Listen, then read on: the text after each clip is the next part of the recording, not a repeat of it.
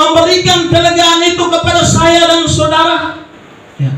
Ada dua alasan yang berbeda, tetapi tidak bisa dipisahkan, yang menyebabkan Tuhan mau memberikan kelegaan kepada saya dan saudara. Ya.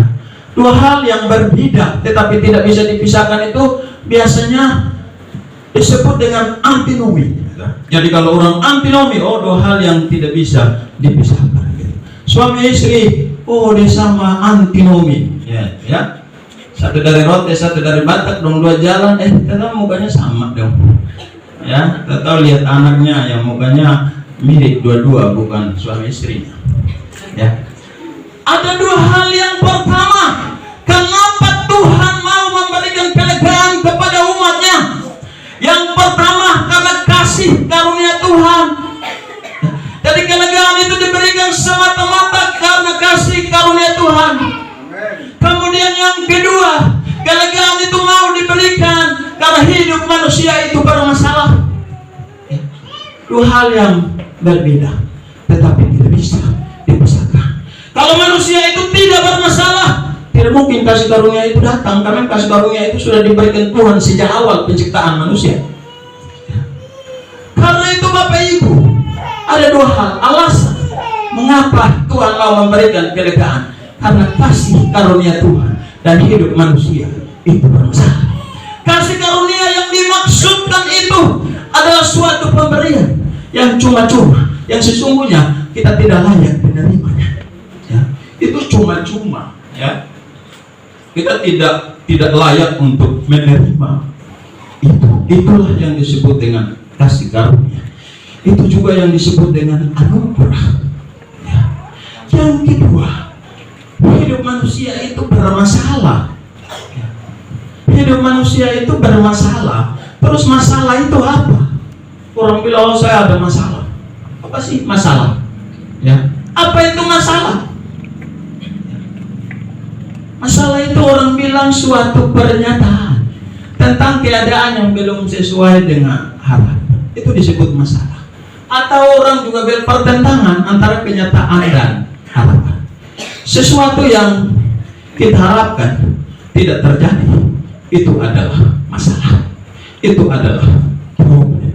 Ya. Kalau saya mengajar mahasiswa, ketika dia mau ujian sarjana, saya tanya, apa masalahnya? Apa rumusan masalahnya? Ketika dia bilang semua baik-baik saja, terus apa yang mau diteliti? Kalau semua baik-baik saja, harus ada masalah, baru bisa melakukan sebuah penelitian. Jadi masalah itu adalah pertentangan antara suatu kenyataan dengan harapan. Ya. Misalnya harapan itu, kita mau senang, kita mau mudah saja, ya. Kita mau bersukacita, kita mau dalam hati itu ada damai sejahtera, kita mau sebuah kelegaan. Tetapi faktanya lain. Ya. Ini rumput yang hijau. Ya. Saya suka di setiap renungan, saya senang dengan gambar ini, rumput yang hijau. Ya. Karena ketika tahun 2000-an saya sakit berat, ya. Kemudian di rumah sakit saya bermimpi saya ada di sebuah padang yang berumput hijau. Ketika orang menyerang saya tendang dan mati orangnya. Saya kaget, saya bangun, saya tanya pasien di sebelah. Ya, waktu itu katanya saya kena penyakit lever. Penyakit lever itu badannya kuning. Jadi kalau badannya kuning itu bukan diisap kuntilanak, tetapi itu lever. Periksa dulu dokter. Ya, ada orang, badannya kuning, tahu usah ke dokter, nanti mati. Itu dia isap kuntilanak. Kuntilanak mana? Kuntilanak isap. Ya. Kemudian saya bermimpi dan setelah itu saya sembuh keluar rumah sakit. Ya. Sehingga ini kemudahan, rumput hijau itu kemudahan. Ya. Suatu saat juga bapak-bapak rohani saya diserang oleh seseorang, dilaporkan ke polisi. Ya. Tidak hanya bapak-bapak rohani itu yang, termasuk bapak gembala saya itu yang pikiran, tapi saya yang lebih pikiran. Tiba-tiba saya bermimpi tentang padang rumput yang hijau. Ya. Sepertinya kita melewati padang rumput yang hijau. Sedangkan ketika orang yang membuat kekacauan itu muncul, orang bilang, "Dah, pokoknya yang curang." Memang 1 bulan kemudian dia masuk di lembaga pemasyarakatan, hotel gratis. Ya. Jadi ini gambaran sebuah kemudahan, dan itu harapan. Atau Bapak Ibu tidak ada yang mau senang, mau tiap hari susah terus. Ya. Harapan setiap orang adalah ada kemudahan, ada kenyamanan, ada sukacita. Ya. Tetapi faktanya apa? Faktanya seperti ada kesulitan. Ya. Ada kesulitan. Presiden Jokowi bilang layani masyarakat dengan baik, ya. Tapi kadang urus 1 surat saja berhari-hari. Ada kesulitan. Ya. Kita mau hidup nyaman, tetapi terkadang muncul konflik. Terkadang muncul konflik. Kita mau bersuka cita, wah muncul duka cita. Coba loh situasi yang tidak menyenangkan. Dan ini fakta. Ya, kalau pertentangan antara harapan dan kenyataan, inilah yang disebut dengan masalah. Ya, itu adalah sebuah masalah. Terus masalah umat manusia itu apa? Sehingga Tuhan mau memberikan kasih karunia-Nya kepada manusia. Manusia itu bermasalah karena manusia itu berdosa. Suatu harapan yang tidak sesuai dengan sebuah kenyataan. Tuhan menciptakan manusia menurut gambar dan rupanya. Tuhan kemudian memberkati mereka, menempatkan mereka di suatu taman. Di situ hanya makan dan minum saja. Itu harapan. Tetapi kenyataannya berbeda. Dia jatuh di dalam dosa, dan itu adalah sebuah masalah. Ketika dia jatuh di dalam dosa, hatinya itu tidak ada Roh Kudus lagi di dalam hatinya. Yang ada itu harimau, bukan harimau pagi. Ya, nanti saya khotbah harimau pagi. Ya. Ada kekerasan, orang yang suka buat kekerasan itu harimau ada di dalam hatinya. Makanya tiap hari dia suka berpukul. Ya.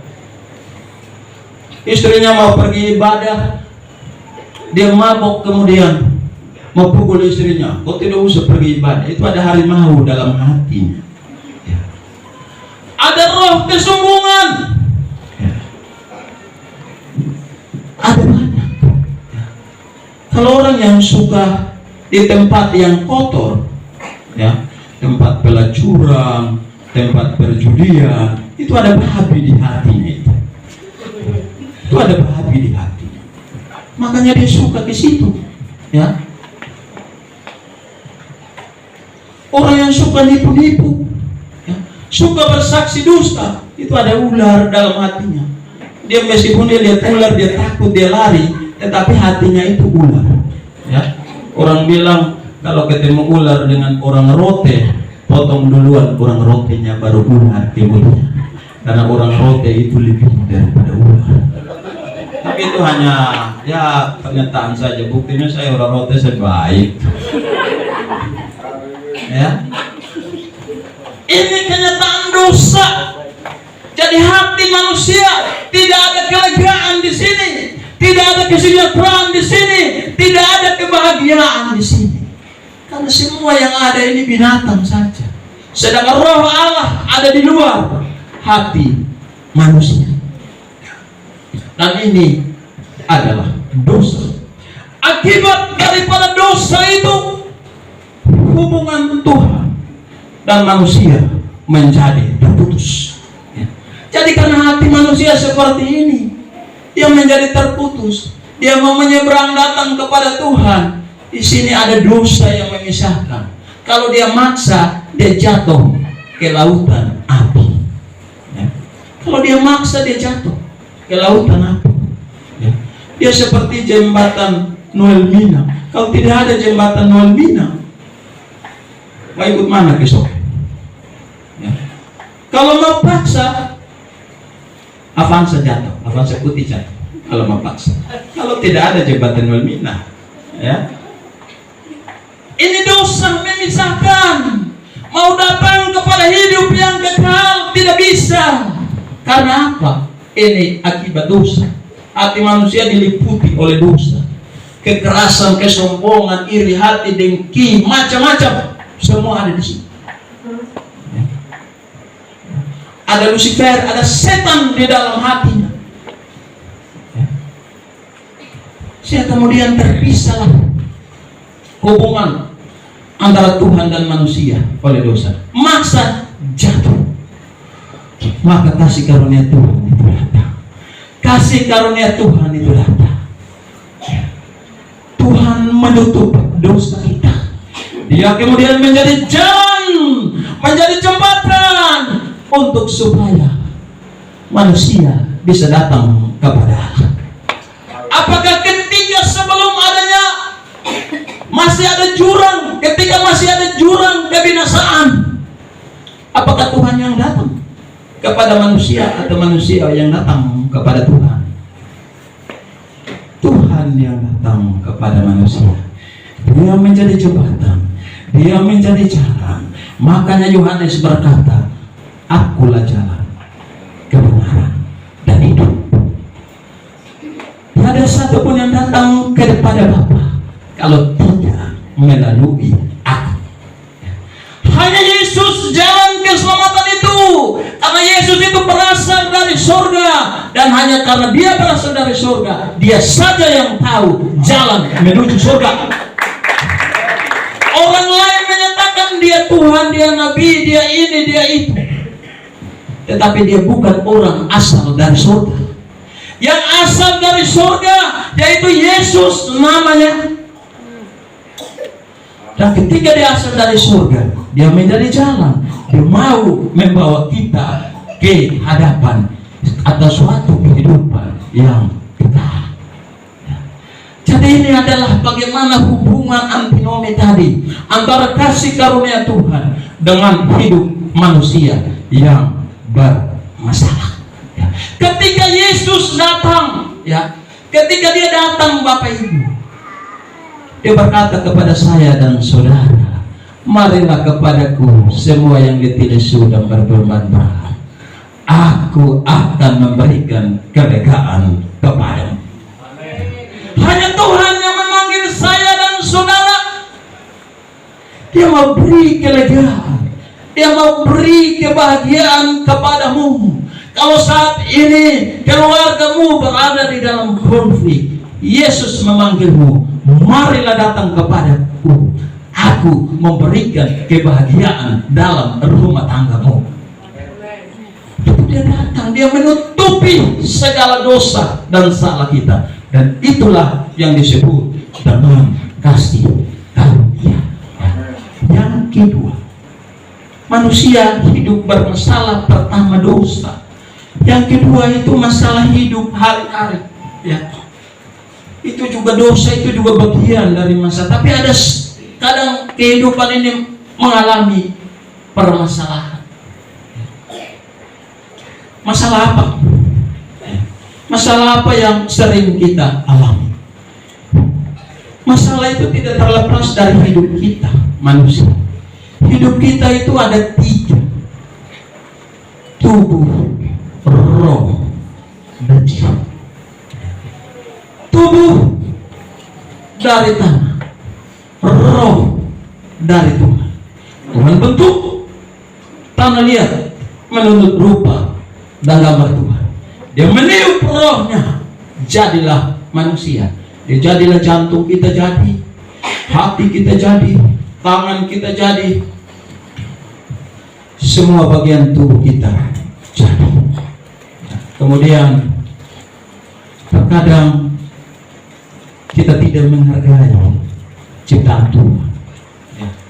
Kita isi dengan mabuk-mabukan.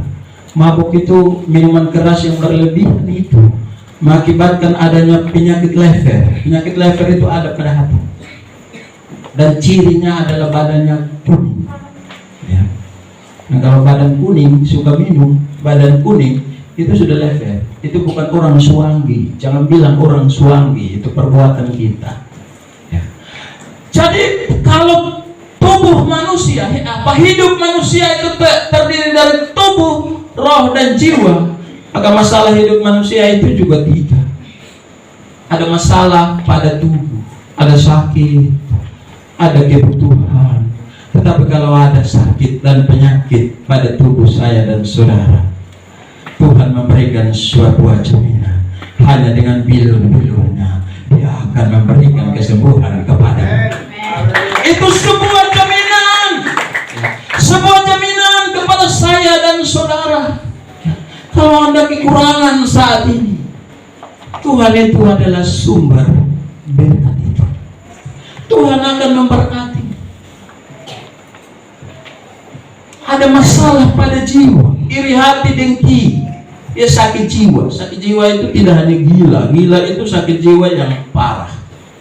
Tetapi kalau sakit jiwa juga ketika tiap hari dia iri hati, tiap hari dia dengki, tiap hari dia dendam, dia marah sama suaminya bisa berhari-hari, tidak baku omong. Ya. Itu juga sakit jiwa. Itu sakit jiwa itu. Jadi kalau orang yang suka marah, lama baru minta maaf, itu periksa jiwanya ke dokter jiwa. Ya, itu sakit jiwa. Ya, jadi jangan terlalu. Kalau suami istri marah, selesai ya selesai. Jangan berminggu-minggu. Pokoknya kita selalu ngomong dengan dia. Ya, ada juga istri yang ketika suaminya datang, waktu kalau suaminya pegawai negeri, awal bulan, ya, itu dia datang, dia bilang, "Wah, sudah ini nih makan." Dia saya lokasi, ya, dia layani, dia buat. Ketika tanggal tua, Ma, makan apa? Sudah ambil di situ, lihat sendiri. Ya, itu juga sakit jiwa. Itu juga sakit jiwa. Ya. Ya. Kemudian masalah pada roh. Wah, terkadang ada kelemahan. Ya. Waktu menyanyi dia bersemangat. Ketika firman dia mulai mengantuk. Itu masalah pada roh. Enggak itu. Ketika firman kemudian dia mulai mengantuk, dia tidak tahan sekali ngantuknya. Itu masalah pada roh. Ketika masalah pada roh, kemudian hatinya berbisik, "Pendeta, apa ini khotbahnya ini lama sekali?" Itu jiwanya mulai terganggu. Jiwanya mulai terganggu. Tapi saya tahu bahwa di dalam ruangan ini sampai di luar sana yang hadir malam ini semua baik, semua mau mendengar kebenaran Tuhan. Jadi ini masalah. Manusia hidup bermasalah karena apa? Dosa dan masalah hidup yang membuat kemudian manusia itu kehilangan kelegaan. Dia tidak bahagia, dia tidak sejahtera. Terus Tuhan datang. Karena manusia itu bermasalah dosa dan masalah hidup, Tuhan mau datang. Tuhan mau memberikan kelegaan. Tuhan mau memberikan kelegaan. Tuhan mau memberikan kebahagiaan kepada saya dan saudara. Karena apa? Saya bermasalah, saudara bermasalah, kita semua bermasalah. Hati saya sesat, tidak lega karena oleh banyak masalah kehidupan. Ya. Saya baru saja bermasalah ketika Bapak Ambesa bilang layani di sini dengan penuh percaya diri, siap Bapak. 2 hari kemudian surat tugas datang, Jakarta Pak. Ya. Pergi ke Jakarta. Hari Senin berangkat pertemuan, hari Selasa, Kamis baru pulang. Terus pelayanannya gimana? Ya. Saya bilang Ibu Lili, tolong dong, bisa handle tidak? Dia buat tidak bisa, saya 6 hari di TTS. Ya. Saya bilang lagi Bapak Miksi, ya nanti saya atur. Besoknya dia telepon, tidak bisa Bapak Dimas. Ya besok anak saya yang sulung nama Dimas, Tidak bisa Bapak Dimas karena saya sibuk ya, mau peresmian gereja saya besok, hari Rabu besok ya. Saya telepon Pak Stef bilang siap. Paginya dia telepon Pak Yanto tidak bisa karena saya tunggu si bengkak. Pada saat telepon saya sudah di Kupang ya. Jadi katanya 3 hari, saya buat urusan jadi 1 hari ya. Jadi saya turun dari pesawat, langsung ambil mobil, sewa 12 jam, urusan semua selesai jam 5, jalan-jalan sedikit sampai di jam 9, kembali ke hotel, mandi, tidur 1 jam, ke bandara. Tadi jam 6 saya tiba Kupang dengan selamat.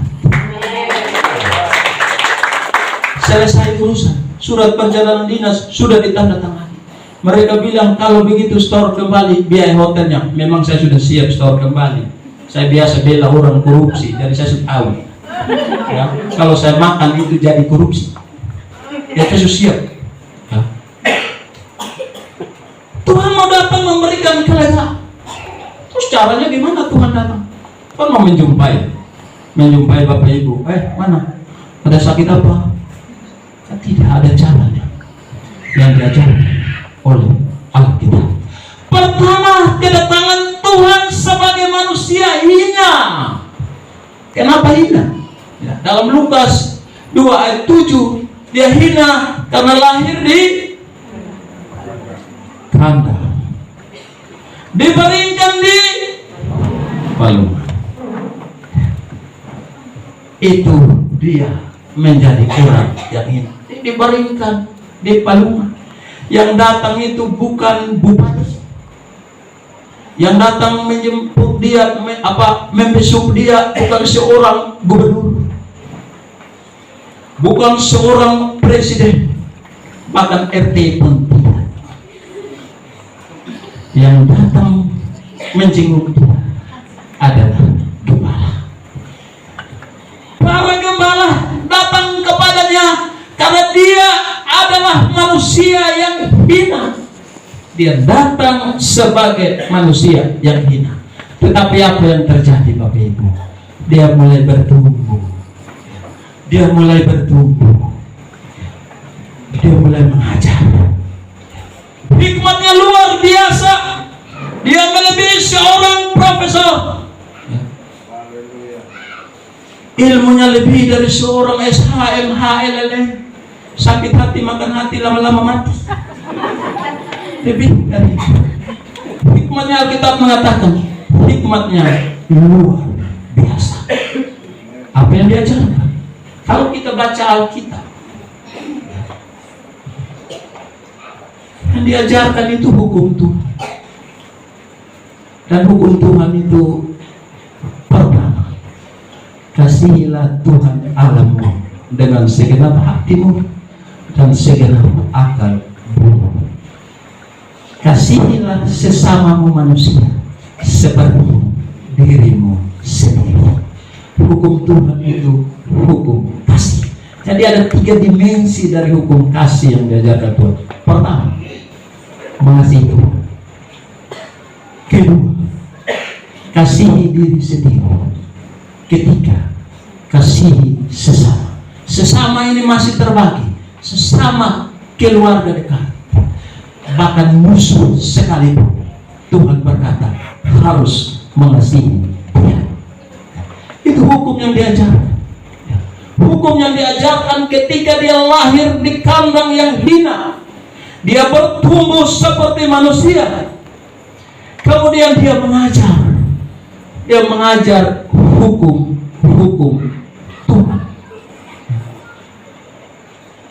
Dia juga mengajar tentang iman. Percaya terhadap sesuatu yang tidak dilihat. Dan harus punya harapan. Tekun dan tahan uji. Harapan itu menjadi terwujud. Itu yang diajarkan Tuhan. Itu yang diajarkan oleh Tuhan. Disalib, mati, dikuburkan, bangkit, naik kembali ke surga. Suatu saat ibu guru sekolah minggu mengajar anak sekolah minggu. Kemudian ibu sekolah minggu bilang begini, Tuhan Yesus disiksa, dipukulin, tetapi kemudian dia mati. Kemudian pada hari yang ketiga dia bangun. Anak sekolah minggu bilang dia bangka-bangka. Makanya perlu memahami kebenaran firman Tuhan. Nah, sekolah minggu jawab bangka-bangka. Kenapa kalian bilang bangka-bangka? Tadi ibu guru bilang dia dipukul, dia disiksa. Ya orang dipukul ya bangka tuh ibu. Jadi Tuhan bilang sebagai manusia yakin. Yang kedua, kedatangan dalam roh. Kedatangan dalam roh. Roh itu apa? Roh itu dia menolong kita. Dia menghibur kita. Ketika kita dalam keadaan susah, roh penghibur itu datang untuk menghibur kita. Ketika kita ada di dalam kesusahan, roh itu datang untuk menolong kita supaya dia memberikan kelegaan kepada saya dan saudara. Roh juga memberikan pengertian kepada kita. Ya, ketika saya berkhotbah, Tuhan mengajar tentang hukum kasih. Kasih itu adalah kasih kepada Tuhan, kasih kepada diri sendiri, kasih kepada sesama. Roh itu masuk ke dalam hati saya dan saudara. Kemudian saudara paham. Roh itu juga kemudian memberikan kekuatan kepada saya dan saudara. Dan kemudian kita melakukan kasih itu di dalam kehidupan kita masing-masing. Jadi Bapak Ibu dan saudara yang terkasih, kalau Bapak Ibu saat ini hadir ada penuh dengan persoalan, penuh dengan permasalahan, roh itu akan masuk ke dalam hatimu. Kalau engkau percaya dengan sungguh Yesus itu Tuhan, rohnya akan masuk ke dalam hatimu. Di situ saudara dan saya akan memperoleh kelegaan. Saudara dan saya akan memperoleh kebahagiaan dan ketenangan. Jadi dia menolong, menghibur, menuntun hidup manusia. Dia tuntun hidup kita. Dia tuntun hidup kita kepada jalan yang benar. Kenapa? Karena di dunia ini banyak jalan. Ada jalan yang benar, ada jalan yang tidak benar. Jalan yang benar itu sempit, jalan yang tidak benar itu luas sekali. Ya. Kalau Bapak Ibu ke Jakarta, kemudian Bapak Ibu datang belanja di Atrium Senen, kemudian Bapak Ibu tunggu taksi, itu banyak yang nginep di mana Mas? Maka jatuhlah kita di dalam dosa. Tetapi kalau roh itu ada di dalam hati kita, ya, tidak usah pusing dia, usir hati dia dalam nama Yesus. Pergi kau setan, ya, karena ada setan di dalam hatinya. Ya. Dia mau roh itu ada di dalam hati kita. Maka awalnya hati kita penuh dengan kesesakan. Ya. Dia suka marah-marah, ada harimau dalam hatinya. Ya, dia suka marah-marah. Ya. Ketika dia marah-marah, darahnya mulai naik. Dia tensi 250. Kenapa? Karena dia marah istrinya masak terlambat. Hanya masak terlambat, darahnya naik. Karena ada ini barang-barang ini di dalam hatinya. Ya. Barang-barang semua ada di dalam hati. Hatinya sesak. Tidak ada kelegaan di sana. Tetapi ketika roh itu datang, roh itu masuk, ada perubahan di dalam kehidupan saya dan saudara. Ada perubahan di dalam kehidupan saya dan saudara. Roh yang tidak berasal dari Tuhan akan pergi. Roh penipu, kekerasan, kesombongan, kepala batu. Roh kambing itu dia kepala batu. Jadi kalau anak yang kepala batu disuruh orang tua, dia tidak mau taat, itu kambing ada dalam hatinya. Ya. Itu roh kepala batu. Burung merpati ini ketulusan. Sebuah ketulusan.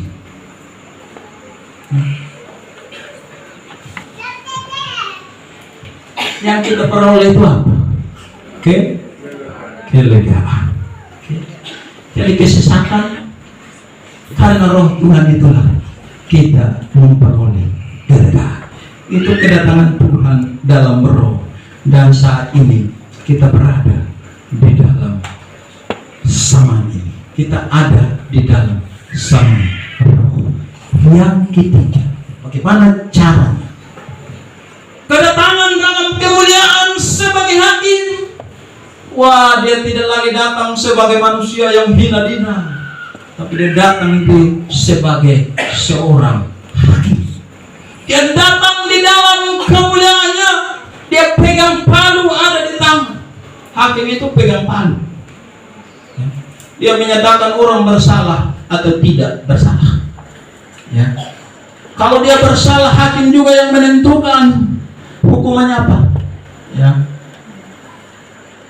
Ada hukuman mati, ada hukuman penjara seumur hidup, ada penjara sementara. Ya.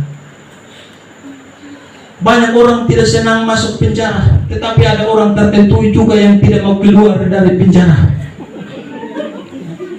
Ada satu anak yang mau keluar, anak muda yang mau keluar dari penjara, dia menangis. Kemudian petugas lembaga pemasyarakatan tanya, kenapa kau menangis? Bapak, kalau di sini makan enak, kalau di luar ini beta tahu tinggal di mana. Ya. Itu ada roh malas ada dalam hatinya. Itu roh kura-kura ada di dalam hatinya. Kura-kura ispinu iskea, orang rote bilang. Ya. Tapi kedatangan Tuhan sebagai hakim, itu dibuat apa? Dia mengadili yang pertama. Ketika dia datang sebagai manusia, dia buat apa Bapak Ibu? Dia mengadili Bapak Ibu. Dia mulai mengadili. Kalau pengadilan itu, orang bersalah dia tidak langsung ambil, langsung kasih masuk di dalam perkara. Tidak. Dia melalui sebuah proses. Ada proses, ada tahapan-tahapan. Ada tahapan-tahapan yang harus dilalui. Bapak Ibu dengar Tinus? Pernah tidak dengar nama Tinus? Tinus Perko. Tinus Perko itu artinya seorang orang Timor. Dia orang Timor, tidak tahu dia dari Maskolen atau dari mana, saya tidak tahu. Ya. Di media sosial disebut Tinus Perko. Karena apa? Dia pacaran, dia perkosa habis, dia bunuh. Pengadilan negeri dan pengadilan tinggi menjatuhkan hukuman seumur hidup. Mahkamah Agung menjatuhkan hukuman mati. Ya, hukuman mati. Itu hakim. Ya. Tuhan Yesus ketika dia datang sebagai hakim, dia melakukan proses. Ya. Pertama dia mengadili. Ada proses mengadili. Ya, kalau kita baca dalam Yohanes 5:28 sampai 29, Matius 25 ayat 31 sampai 34 dan 41, di situ ada proses. Ya. Tidak orang dalam kematian dibangkitkan. Ya. Setelah dibangkitkan dia kumpulkan. Dia kumpulkan di hadapan pengadilan Tuhan. Ya. Bangkitkan orang mati.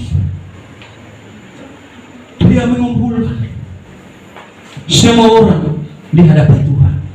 Kemudian dia melakukan pemisahan. Dia mulai melakukan pemisahan. Orang diberkati dan orang dikutuk. Orang diberkati ada di sebelah kanannya. Orang yang terkutuk ada di sebelah kirinya. Dasar apa? Dasar apa dia mengadili? Hakim dunia dia pakai hukum.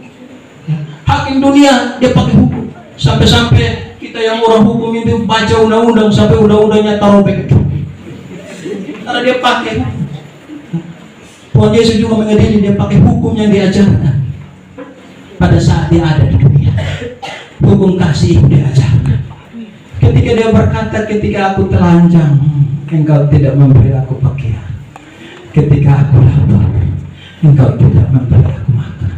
Ketika aku dalam penjara, engkau tidak membesuk aku. Itu apa? Itu kasih. Kita terapkan tidak hukum kasih itu. Padahal dia sudah ajar, dia sudah kirim rohnya untuk supaya kita mengerti. Dan rohnya memberikan kemampuan kepada kita untuk melaksanakannya. Dalam satu kerajaan yang penuh dengan kelegaan, kita harus mengenali Yesus sebagai Tuhan. Kenal dulu baru percaya. Bagaimana tidak kenal terus percaya? Kalau Bapak Ambesa tidak kenal saya, bagaimana mungkin saya dipercaya berdiri di mimbar ini? Ini sudah yang terakhir. Apa keuntungan kita mengenal, percaya, dan menerima Yesus sebagai Tuhan? Ada perubahan pola pikir dan perbuatan. Sekali lagi saya tunjukkan gambarnya. Perubahan pola pikir dan perbuatan. Awalnya kita seperti ini. Hidup kita kacau balau. Hidup kita kacau balau seperti ini. Kalau tidak pukul orang, dia bilang kita pembadan gatal-gatal kalau kita pukul sopir.